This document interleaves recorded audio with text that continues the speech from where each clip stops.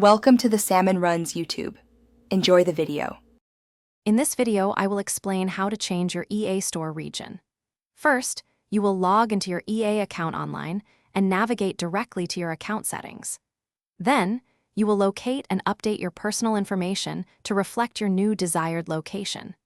Changing your region can significantly impact game availability and pricing, so understanding the exact process is very important.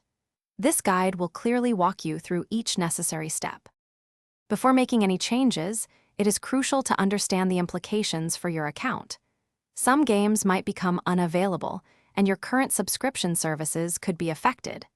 Additionally, you will likely need a payment method associated with your new region. Remember that EA typically allows region changes only a few times per year, so plan carefully before proceeding.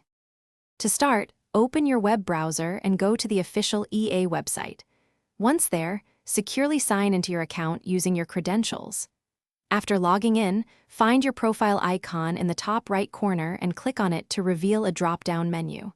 Select Account Settings or My Account to access your personal details and preferences.